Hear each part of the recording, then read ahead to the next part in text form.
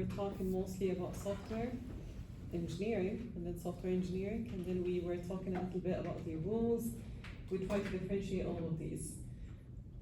Today we're supposed to resume that chapter and talk about more concepts, and we will end up with a small challenge by the end, okay?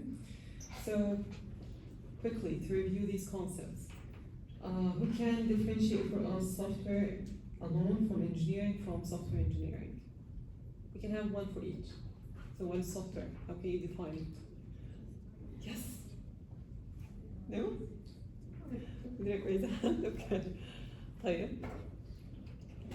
A software. What is a software?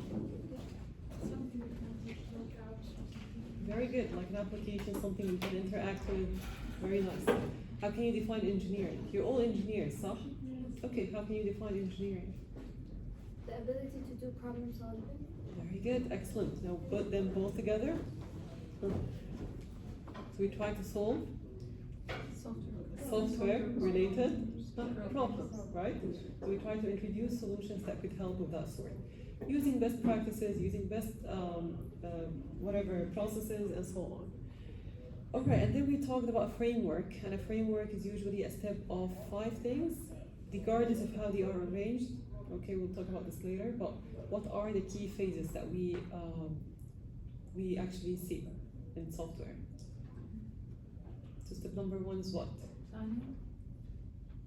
We do actually plan, okay, good. So what initiates the planning? Design. We have design. Okay, you're skipping something in between. What is that? Implementation. Okay, what sort of documentation? Very good. What sort of documentation? Software analyze. Yeah, Analyze. Gathering requirements. I heard it actually. Software requirements. Requirements, very good. We need requirements, right? So requirements is your step number 1. You stay, let's say, with a customer, with a stakeholder, you try to know their needs, how their business is growing and so on. You try to document these requirements and then you start planning. How would you execute the project? Then comes design, as you mentioned. Then after design comes development or implementation, right? And then starts testing, then maintenance. Very good. We also spoke about lots of roles. These, remember? Okay. So we talked about different types of developers, we talked about different types of engineers, data scientists, data analyst, IT consultant, UX designer, and many more. Today we're supposed to talk more about the attributes, about software classes, cost, and challenges. All right. You're all end users at the very end, right? You all went through an experience, let's say, with 1 or 2 softwares, a minimum, right? Or applications, let's say, on your phones. What makes an application a good one? How would you tell that this is a quality software? Yes? When the developer takes into account ease of use in terms of the user Excellent. side. So it's easy to use, very good. What else? If it's efficient. Yes. If it's efficient. If it's efficient. If the application is Updated, very good, up-to-date information. application does what it claims to. Very good. So functionality is well addressed. Very good. Yes, please. If the application is secure. Security is a very important factor. Excellent. What else? Okay, so we will try to look into 4 main measures, okay? Not everything, but these are the main ones. We have maintainability, dependability, efficiency, and usability. Okay. How would we say this is maintainable software? So as you said, it's up to date, right? Whatever updates or let's say bugs to be fixed will be addressed really quick. So this is simply maintained in that sort. And keep in mind, we said maintainability is not something to do within a year or 2 or 3, right? It could be something that lasts for a lifetime. So maintainability has a good cost based on how big is this project. So as long as it meets the business needs and whatever changes are requested, then this is simply maintainable. Dependability in terms of trustworthy application to use. Okay, so if you actually are using an application or any software that you think is not actually fitting your own needs. Okay, so you want, let's say, to use a a software, let's say, to generate a document. Okay, could be a PowerPoint, could be a Word file. It doesn't support you with the necessary tools, let's say, for font, for size, for colors. Will it still be the best option for you, or you will go and search for alternatives? So simply, that's what we look for. Is it something to be reliable? Is it something that we can use for a long time? Even if new, let's say, requirements came in, will it still be a best option for you or not? That's why user experience is a good factor when mostly working with dependability. So increasing user experience means you can include more people to be your own end user at the very end. So trustworthy. Okay, how many application requests from you payment online? Can you just name any? Do you go for online shopping, let's say Amazon, anyone? Okay. So that's I think something we use, let's say, on daily, weekly basis, right? If this application is at certain point not secured, will you still trust to put your own credentials on? Okay. So trusting an application is a big deal, right? And it comes over layers of security that you need to ensure to have as a developer. So trustworthy is, I would say, something to be benchmarked and accounted to. Efficiency. So saying that this application is efficient, it means it does the job needed without wasting any resources. So we're having here 3 possible resources. Time. Internet. What? Internet, maybe. Okay. Memory, cost. Cost, very good. Okay, we call it STC. Okay, scope, time, cost.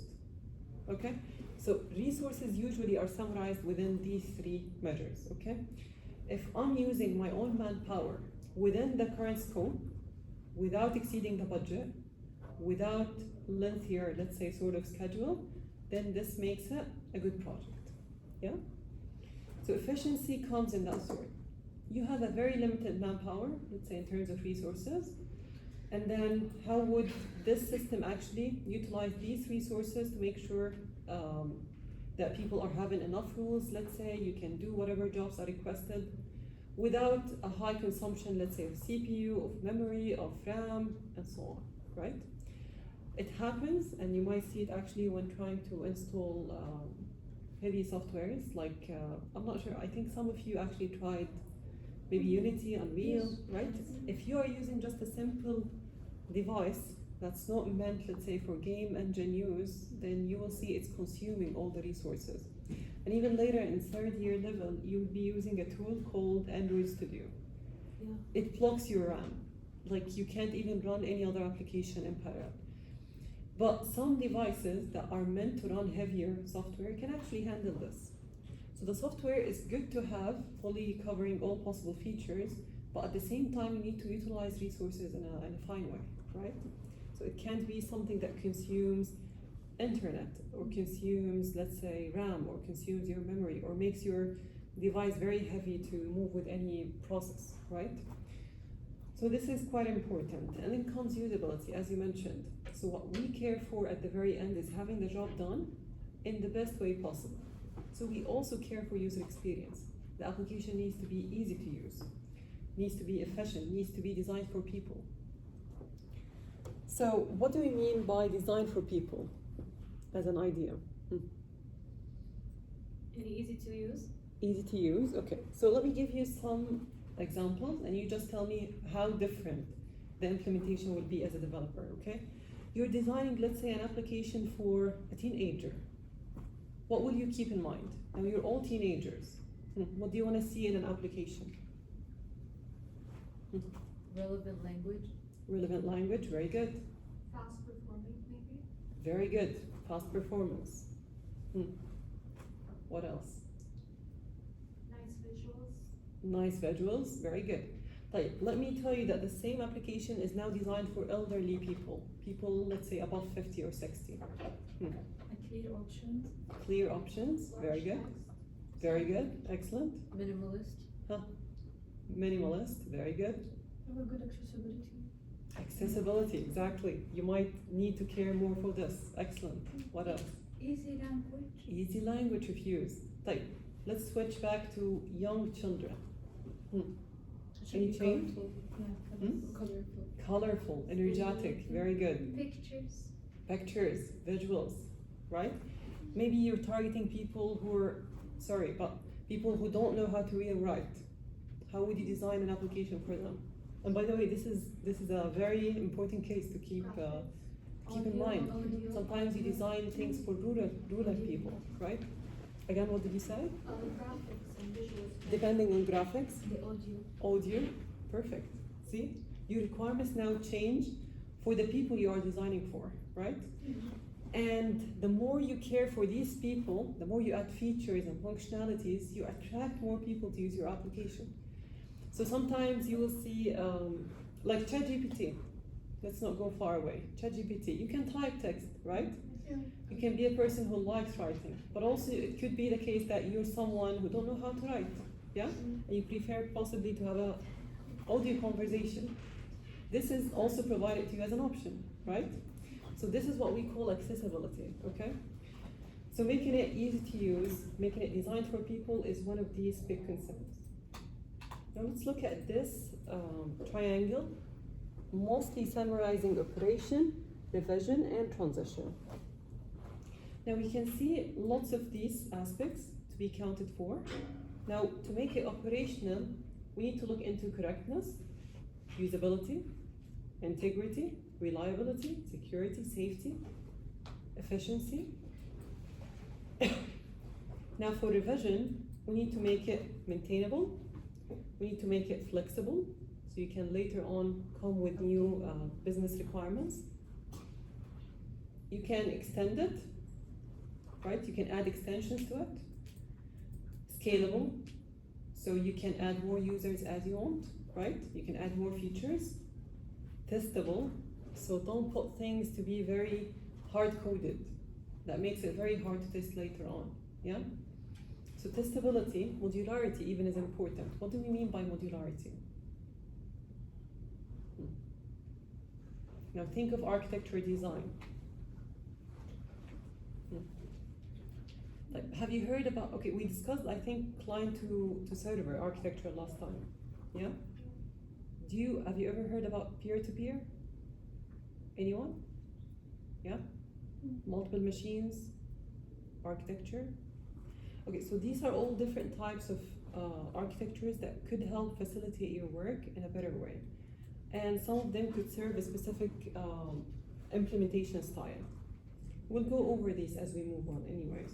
So now for transition, we look into how reusable it could be. So again, we don't design an application for one use and then it's thrown away, right? You need to think about how can you integrate this within a whole ecosystem, and then how can you start making something like centralized sort of data, and then this can scale up your own ecosystem. Portability in terms of devices and interoperability, let's say in terms of different platforms and operating systems that you can run it on. So these are all factors that would classify a software to be a good quality one. Now there are two types of development that we need to pay attention to. One that's known to be custom, and the other is known to be generic. How different are these two from each other? Anyone knows? Yeah. I think generic is like general. It's like not made for someone specific. It's like not like specific. Very good. Can you give any example? Yes. Microsoft Office. Okay, generic or custom? Generic. Okay. Or Zoom. Nice, very good, very good. Do you think of any custom-made software? Any like websites for specific browser. Al-Faisal website is a custom one, very good. Can a generic turn into custom? Yes. Like what? Any example? I guess on Snapchat when they have like a subscription thing, you can customize it to your account. Very good.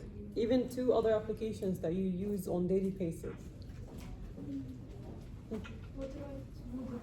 Thank you. Moodle is a general system.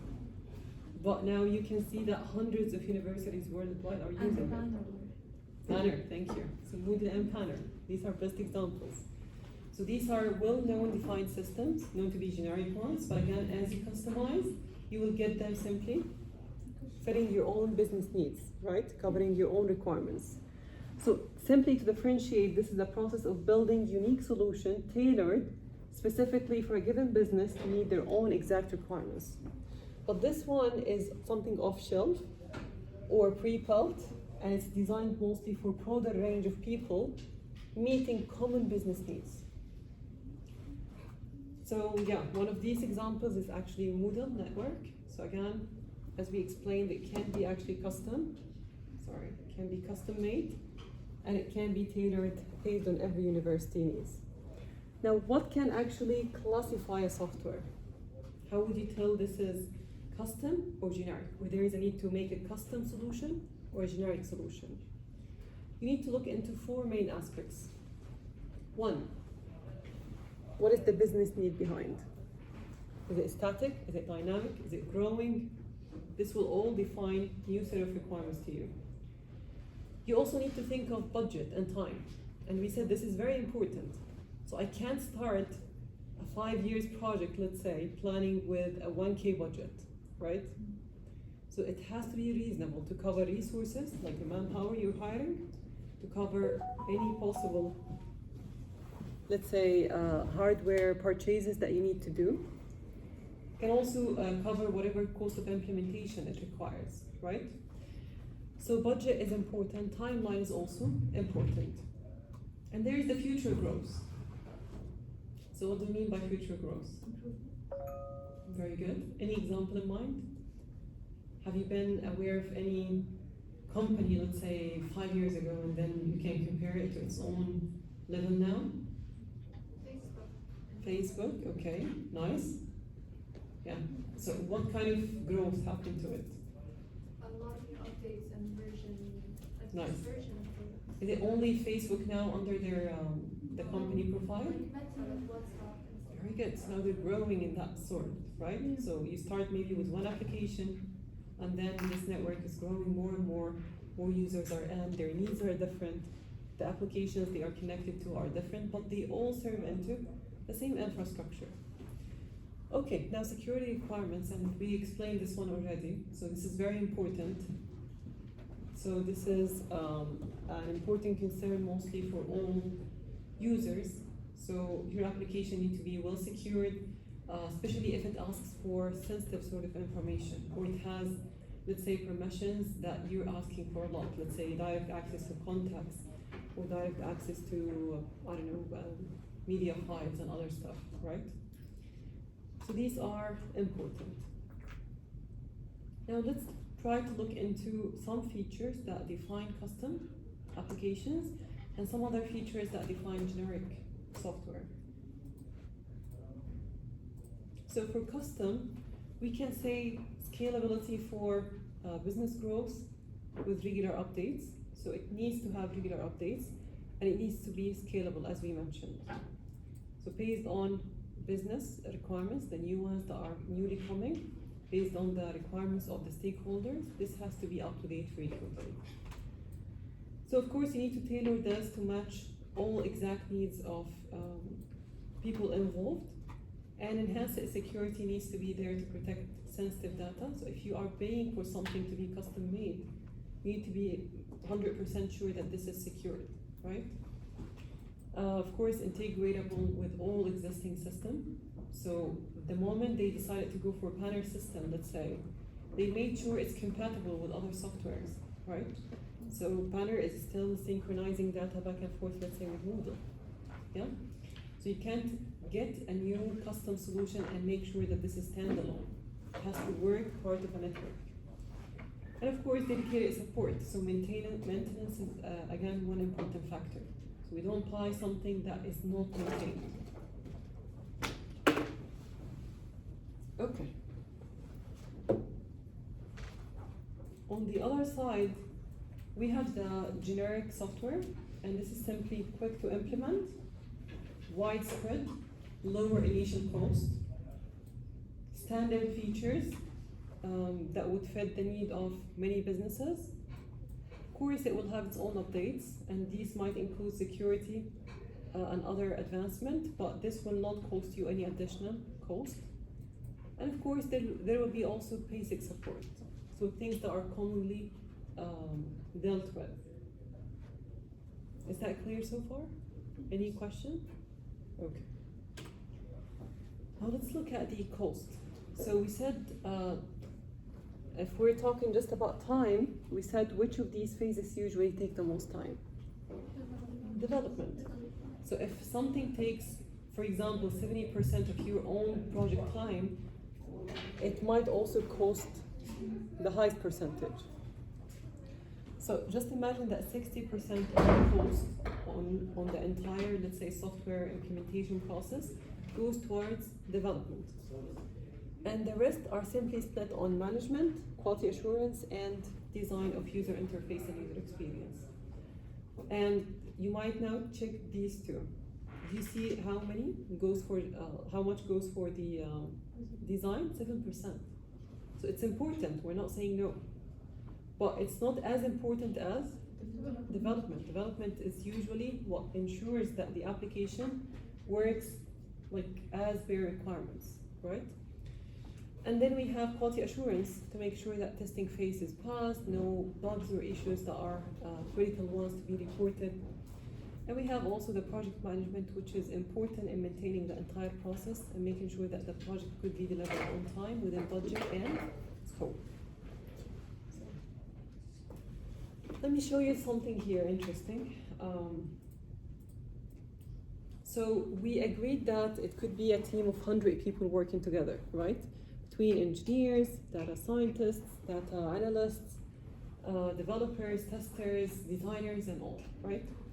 How can these people communicate together? Let's check out this example. So we have a product that this is how the customer explained it, okay? And this is how the project leader understood. And this is how the analyst designed it. And this is how the programmer wrote it. This is how the business consultant described it. And this is how it was documented. And these are the operations and how they were installed. And this was the budget. So this is how the customer was billed. And this was the support they received. And this was actually what the customer wanted. What can this tell you now?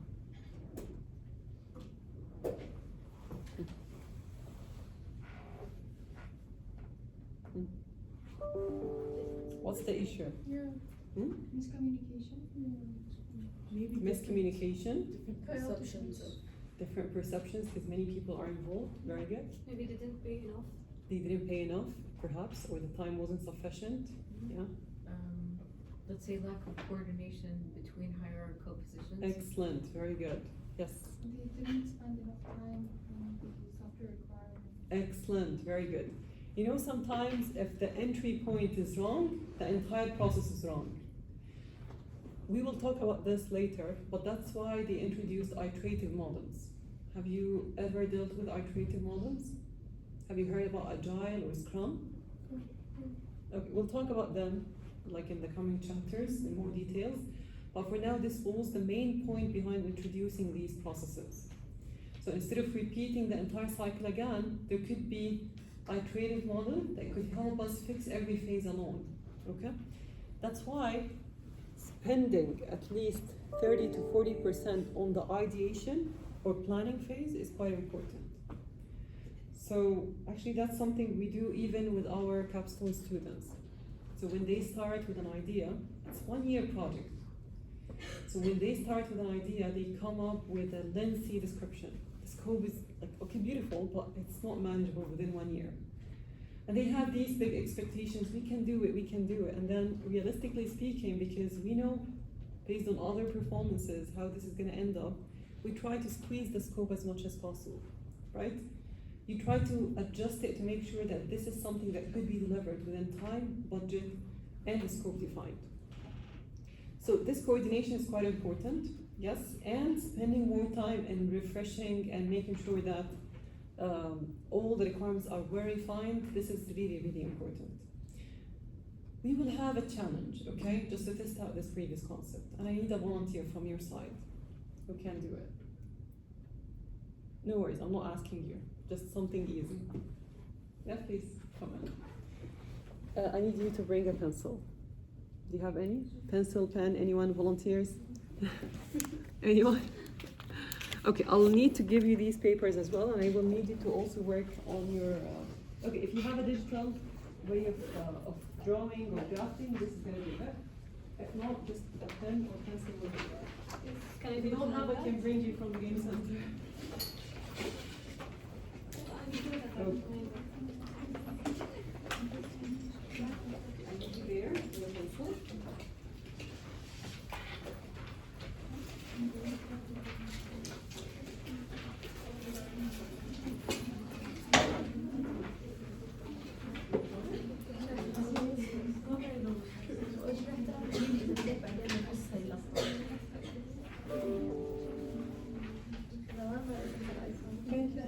أنا لازم بس يعني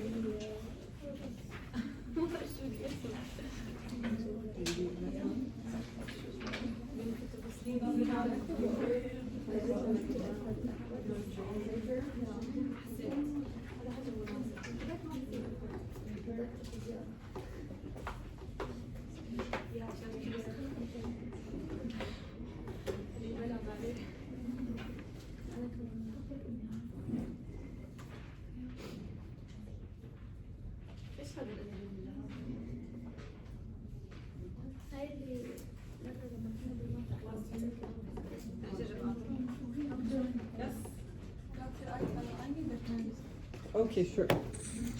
طيب.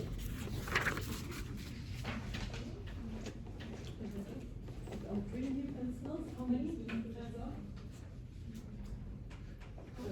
Everyone. Whoa, okay. Give me a minute, okay?